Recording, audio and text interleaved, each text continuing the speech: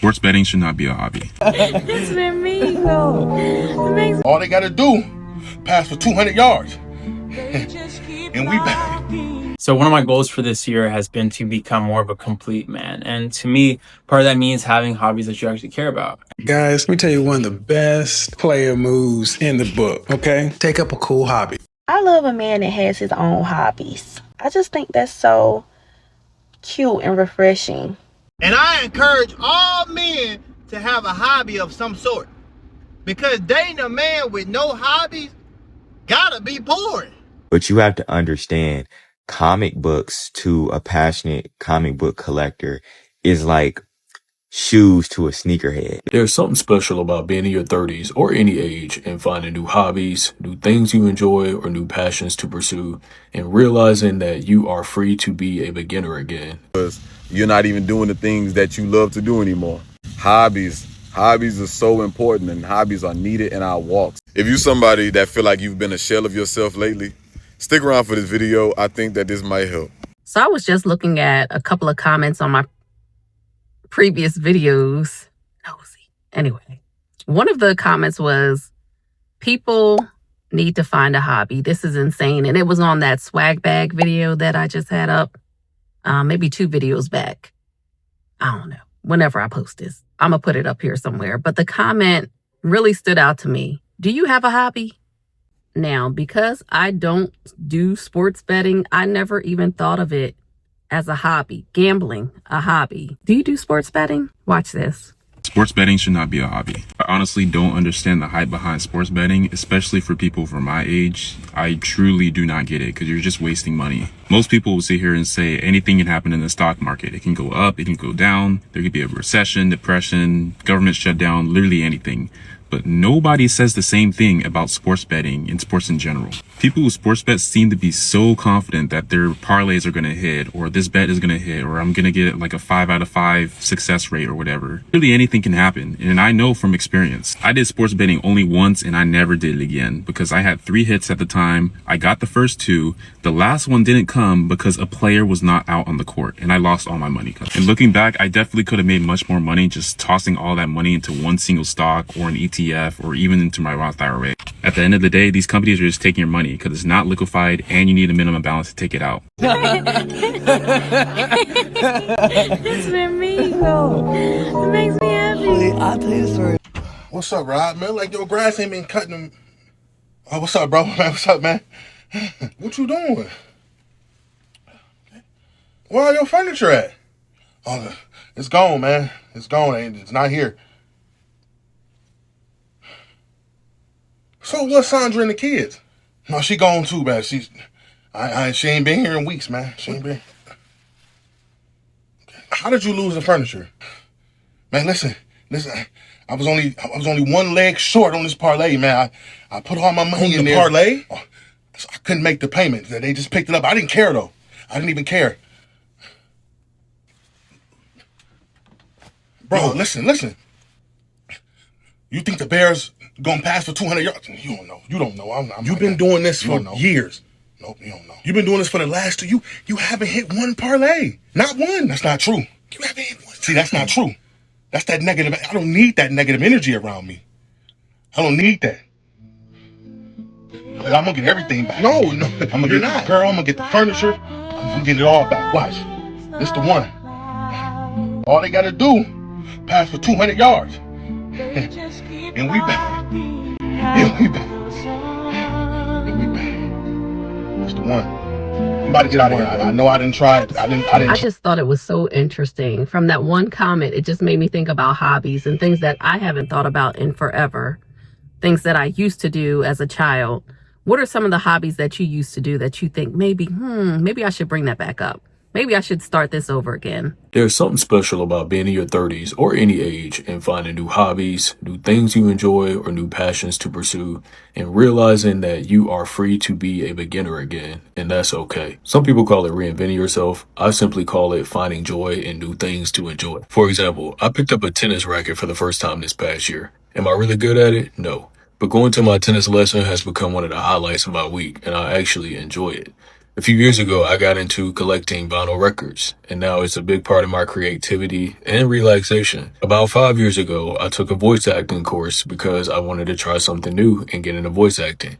And now it's something that I truly enjoy doing from time to time. These past couple of summers, I really got into grilling, and now I grill more than I ever thought I would have. I think I'm pretty good at it too. Anyway, social media can trick us these days to thinking that we have to find just one niche and be good at, one or two things. But your 30s, or honestly any age, is that time to keep pursuing passions, pursuing what sparks you in the moment, and being okay with being interested in something one day and you may find yourself not interested in it months later. But it's okay to keep trying new things and being okay with being a beginner.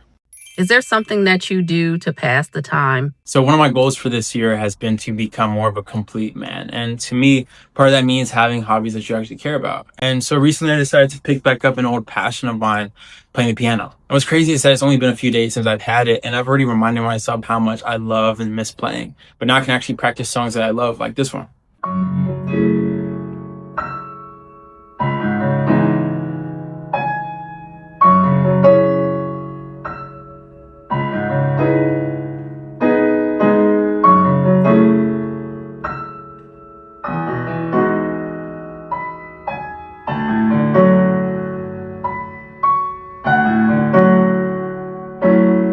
I grew up playing as far back as I can remember, but around 14 or 15 I quit because I just simply didn't like the songs that I was practicing. And to this day, that's probably one of the only regrets that I have in life, so I decided to change that. So yeah, here's to rediscovering old passions and falling in love with new ones.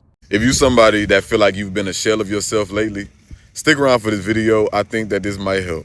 So maybe work, school, your job, your family has been taking up a lot of your time, and you just feel like a lesser version of yourself because you're not even doing the things that you love to do anymore. Hobbies are so important, and hobbies are needed in our walks. This is how we're able to express ourselves. This is how we're able to have joy in the things that we genuinely like to do. So when we're not partaking in our hobbies, essentially what we're doing is setting parts of ourselves to the side. So the first thing I want you to do is to make a distinction between distractions and obligations. So the distractions are the things that need to be done away with, and the obligations are the things that need to be managed better. So for example, if your job is an obligation or your family is an obligation and it's being a distraction, it's because you're not managing that time well. So what you would have to do is be more intentional with your time and make time for your hobbies again.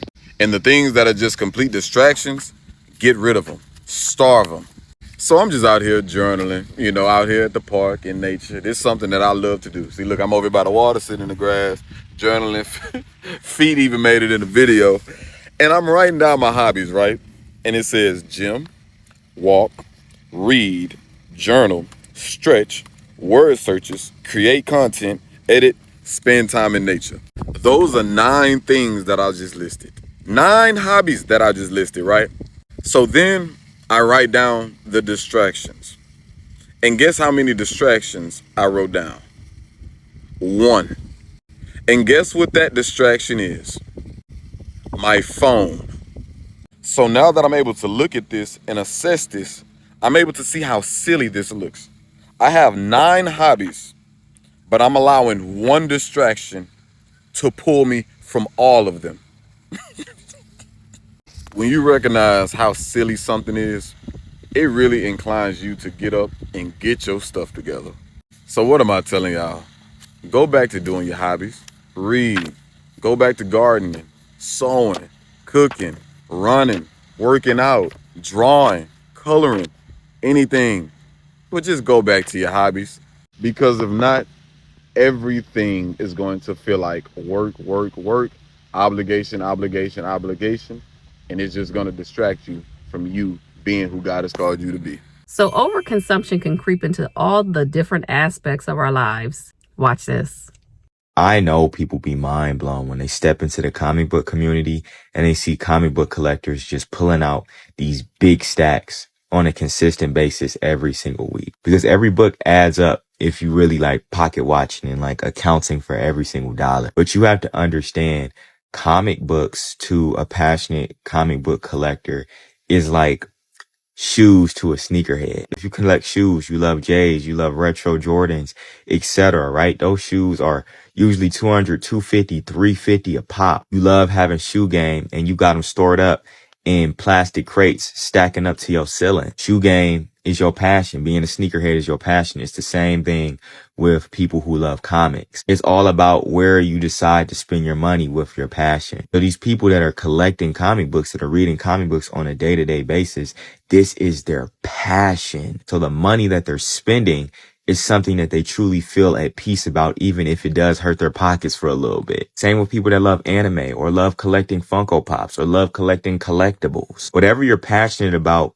you're willing to spend your money there, even if it does add up. So it's not the fact that people just have these amazing jobs and they're just running up their money, but a lot of people just decide where they want to pour their consumption out to. We all have something different that we love and we're willing to spend our money on. And comic book collectors are no different from somebody who loves shoes, anime, manga, collectibles, vintage things, thrift shopping, the list goes on. Everybody has that one thing that they'll spend their last dollar on, even if it's kind of questionable. You can't really judge or try and pocket watch a comic book collector like they just straight up balling, when in reality, that's just where they decide to spend their hard-earned money. So, hobbies. Do you have one? Are you looking to find one? Guys, let me tell you one of the best player moves in the book, okay? Take up a cool hobby. What are some cool hobbies? Acoustic guitar, great hobby. Cooking, great hobby. Painting, not so much. That's more hit or miss, man. But, just becoming that, reaching out to your artsy-fartsy kind of bohemian Quentin in a best man kind of thing. Think about being a corporate raider by the day, then on weekends going to the great indie coffee house in the bohemian side of town. And the kind of women you'd run into. Trust me. Cool hobbies for the win. I love a man that has his own hobbies or has a little hobby.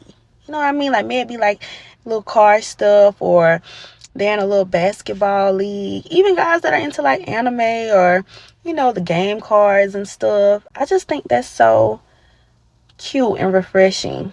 And I encourage all men to have a hobby of some sort. Because dating a man with no hobbies gotta be boring. Like, imagine being a woman, right? She on the phone with her friends, and they like, yeah, my husband gotta run a marathon this weekend, or my husband gotta coach a youth football league this weekend. My boyfriend, he got a basketball tournament this weekend. Like, imagine that, right? And then there's you. Like y'all ain't got nothing to attend. Y'all ain't got you ain't got no extracurricular activity. You know what I mean? Even making music. Hell, you got a little gig. You know what I mean? You ain't getting paid, but you got a little free gig at this small community center, and they got you. You know what I mean? She gonna attend that and support you in that. Like, you gotta have some type of hobby.